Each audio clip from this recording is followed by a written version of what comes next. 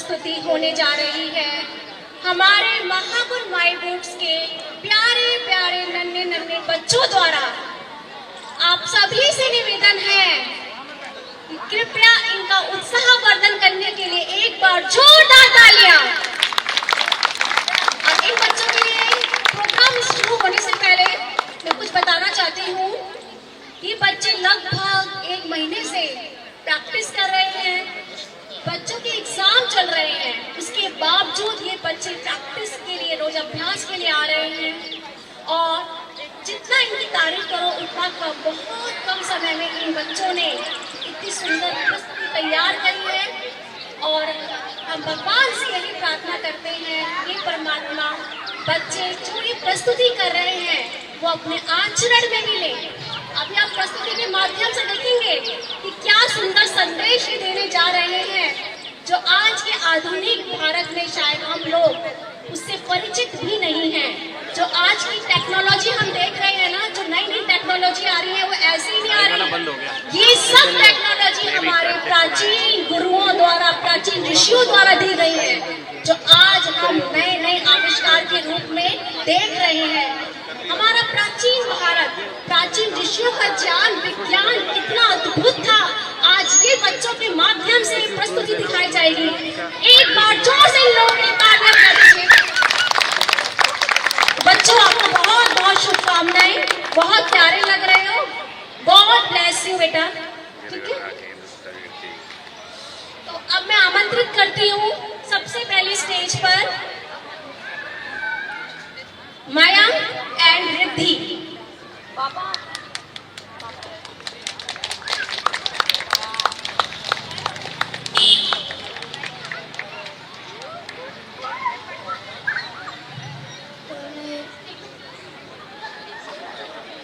तमेव माता च पिता तमेव तमेव बन्धु च सखा तमेव तमेव विद्या च द्रविणं तमेव तमेव सर्वं मम देव देव तमेव सर्वं मम देव देव।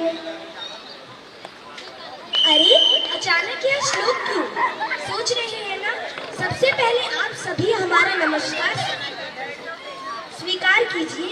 यह श्लोक इसलिए बोला गया है क्योंकि आज हम वैदिक आर्य संस्कृति परिवार के एक विशेष अवसर पर इकट्ठा हुए हैं, जहां हम भारतीय संस्कृति की महानता को प्रदर्शित करने जा रहे हैं। सही कहा आपने। हमारी भारतीय संस्कृति हमारी सबसे पुरानी और उत्कृष्ट संस्कृति है। यह वास्तव में राष्ट्र की आत्मा होती है। इस बात को कहते हुए हमें गर्व होता है कि हमारी भारतीय संस्कृति 1,96,08,53,125 साल पुरानी है और हम इसके संवाहक हैं। सही कहा। हमारी संस्कृति हमें यह सीख देती है कि मनुष्य को एक दूसरे से प्रेम करना चाहिए और परस्पर लड़ना झगड़ना नहीं चाहिए। इसके साथ एक विचार भी है, वसुधैव कुटुंबकम। वसुधैव कुटुंबकम, इसका अर्थ क्या है? वसुधैव कुटुंबकम, इसका अर्थ है कि सारा संसार एक परिवार है। यह हमें ये सीख देता है कि हमें संयम और सचेतता के साथ जीना चाहिए। इसके अलावा यह हमें दूसरे के हित के लिए प्रयत्नशील रहने, न्यायपूर्ण कमाई करने और ईश्वर का स्मरण करने की प्रेरणा देता है। सही कहा। चलिए जानते हैं कि कैसे भारतीय संस्कृति के कारण भारत दुनिया का सिरमौर और गुरु रहा है। भारत ने हमें क्या क्या ज्ञान और विज्ञान दिया, इसे जानने का समय आ चुका है। आइए एक ऐसी यात्रा पर निकलते हैं जहां भारतीय संस्कृति के अद्भुत विशेषताओं को जानने का प्रयास करेंगे। प्यारे सज्जनों, तैयार हो जाइए क्योंकि यह एक ज्ञानवर्धक एवं प्रेरणादायक अनुभव होने जा रहा है। जोरदार तालियों से स्वागत कीजिए भारतीय संस्कृति के नाटकीय प्रदर्शन का।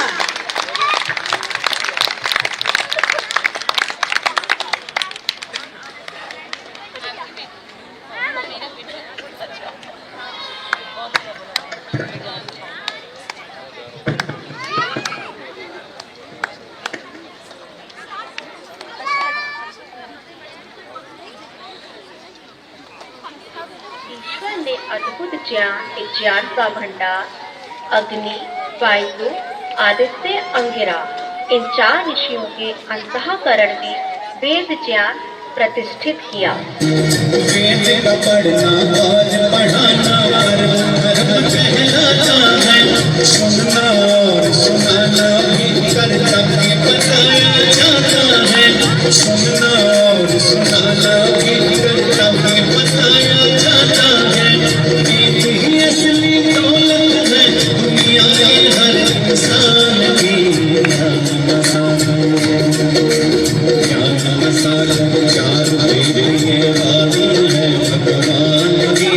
किसी से मिलती सब सामग्री जीवन में कल्याण।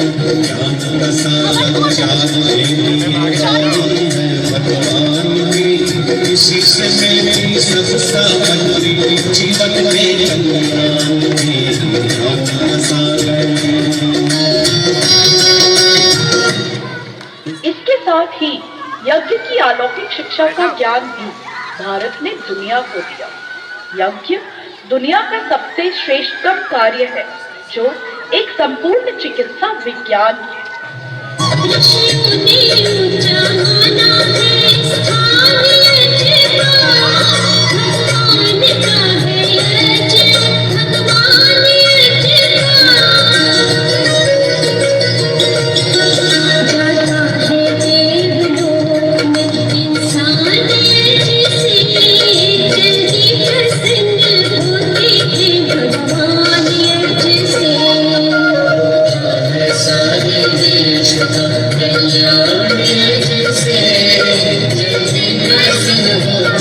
साथ ही योग भी हमारी अद्भुत प्राचीनतम विद्या है जिसके प्रणेता महर्षि पतंजलि हैं।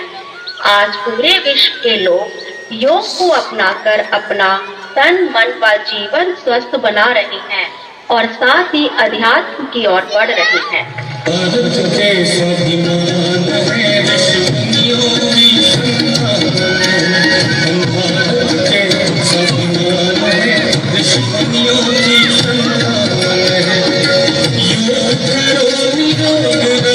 कड़ी विचारक थे जिन्होंने मानव धर्म, शास्त्र, राजनीति, समाज और कानून की सीख रखी। महर्षि कणाद, जिनको परमाणु सिद्धांत का जनक कहा जाता है, उनके वैशेषिक दर्शन शास्त्र में ब्रह्मांड का विश्लेषण परमाणु विज्ञान की दृष्टि से सर्वप्रथम किया गया था।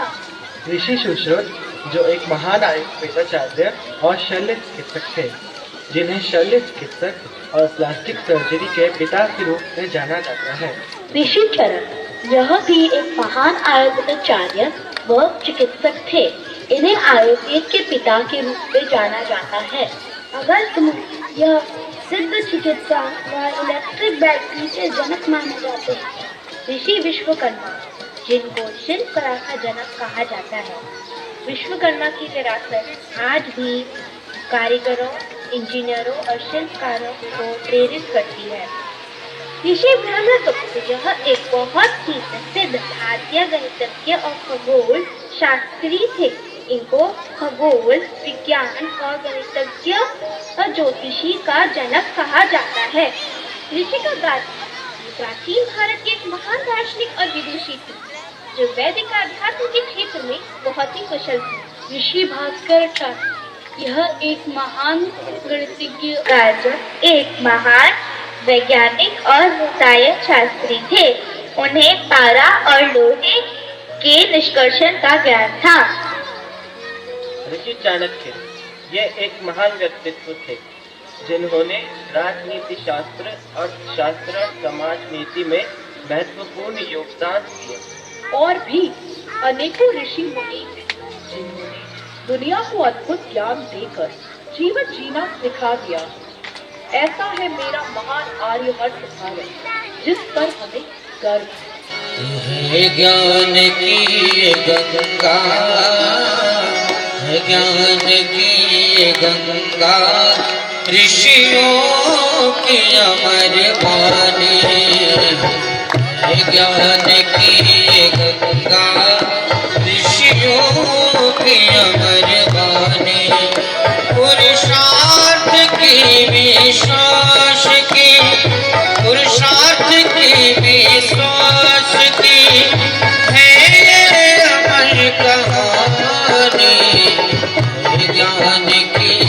गंगा ऋषियों की अमर वाणी है ज्ञान की ये गंगा ऋषियों की अमर वाणी।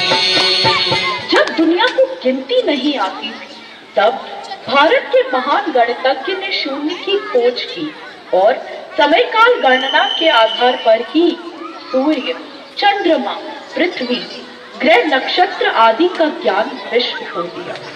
जब जीरो दिया मेरे भारत ने, भारत ने मेरे भारत ने दुनिया को तब्दील आई। तारों की भाषा भारत ने दुनिया को पहले सिखलाई। देता न दशा भारत तो वो चांद जाना मुश्किल था। धरती और चांद की दूरी अंदाजा लगाना मुश्किल था।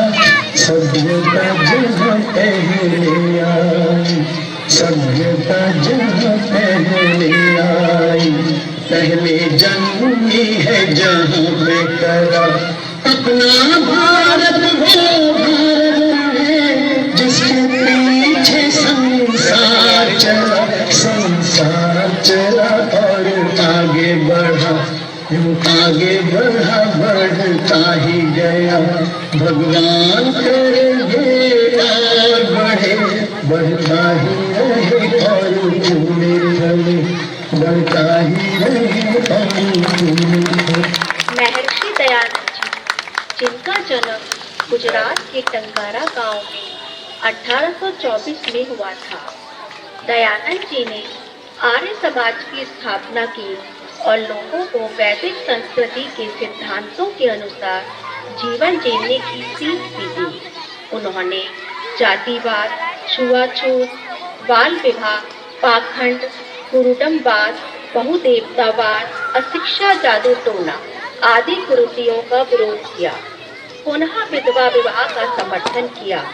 इस प्रकार उन्होंने सामाजिक सुधार की नींव रखी और सत्याग्रह प्रकाश नामक ग्रंथ को लिखकर समाज को नया मार्ग दिखाया। ओम। वेदों की ओर लौटो। वेद सब सत्य विद्याओं की पुस्तक है। वेद का पढ़ना, पढ़ाना और सुनना, सुनाना उन सब आर्यों का परम धर्म है। सब सत्य विद्या और जो पदार्थ विद्या से जाने जाते हैं, उन सबका आदि मूल परमेश्वर है। वो हमारा पिता है, गुरु है, निराकार है और सर्वव्यापक है। स्वामी जी, लेकिन शास्त्र में तो यह लिखा है कि ढोल गवार शूद्र पशु नारी यह सब है गार्डन के अधिकार। ठीक, तो मात्र भक्त ने तुम्हें जन्म दिया है, उनके बारे में ऐसी बात करते हो? उनकी सेवा करने के बजाय तुम उन पर लांछन लगा रहे हो। अरे शास्त्र में तो ये लिखा है कि जहाँ नारी की पूजा होती है वहाँ तो देवता निवास करते हैं। अपनी कठोर और मकड़स्थ बातों से अपनी और समाज की हानि मत करो। स्वामी दयानंद जी का उद्देश्य वैदिक परंपराओं को पुनर्जीवित करना और हिंदू धर्म को अंधविश्वासों और भ्रष्ट प्रथाओं से मुक्त करना था। दयानंद सरस्वती जी ने स्त्रियों को समाज में उच्च स्थान दिलाने का प्रयत्न किया। उन्होंने स्त्री शिक्षा पर अत्यधिक बल दिया। आज भी अगर हम आधुनिक भारत की बात करें तो शिवकर बापू तलपड़े ने स्वामी दयानंद सरस्वती कृत ऋग्वेद आदि भाष्य भूमिका एवं ऋग्वेद एवं यजुर्वेद भाष्य एवं महर्षि भारद्वाज की विमान संहिता का अध्ययन कर प्राचीन भारतीय विमान विद्या पर कार्य करने का निर्णय लिया और 1895 ईस्वी में मुंबई के समुद्र तट की चौपाई पर पहली बार विमान का आविष्कार करके आकाश में उड़ाया और दुनिया को हवाई जहाज दिया।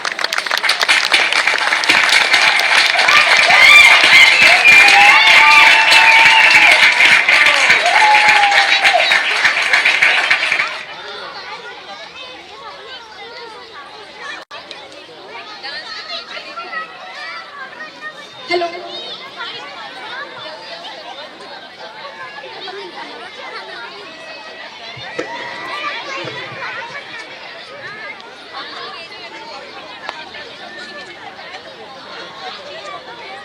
देखा आप सभी ने हमारे ऋषि मुनियों का अद्भुत ज्ञान विज्ञान। अब समझ में आया हमारे भारत देश को इतना महान क्यों कहा जाता है। जिस देश में इतने उच्च कोटि के ऋषि रहेंगे उस देश को महान ही तो कहा जाएगा। एक बात समझ में नहीं आई, हमारे ऋषि मुनियों में यह ज्ञान विज्ञान आया कहाँ से? तुम्हें इस नाटिका से समझ नहीं आया? सृष्टि के आदि में ईश्वर ने 4 ऋषियों के अंतकरण में 4 वेद स्थापित किए थे। फिर इन्हीं ऋषियों ने यह ज्ञान ब्रह्मा जी को दिया और ब्रह्मा जी ने उपदेश के द्वारा यह ज्ञान संपूर्ण मानव जाति को दिया। अच्छा, अब समझ में आया। हमारे प्राचीन ऋषि मुनियों के कारण ही हमारा भारत देश महान कहलाता है। इसलिए हमारे भारत देश का नाम आर्यव्रत भी था, क्योंकि हमारा देश आर्यों का देश है। चलो हम भारतीय संस्कृति के बारे में और जानते हैं एक सुंदर सी नृत्य प्रस्तुति के द्वारा।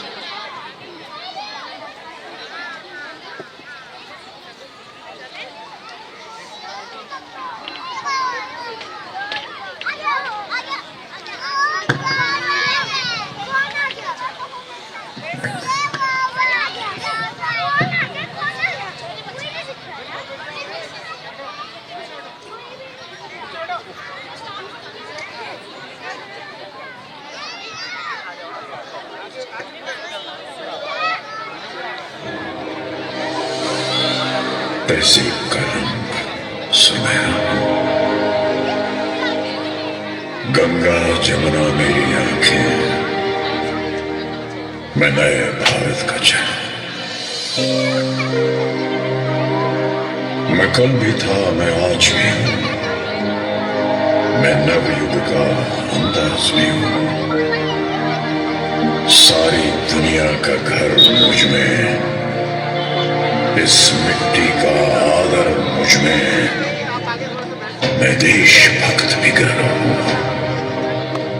मैं नए भारत का चेहरा, मैं नए भारत का चेहरा।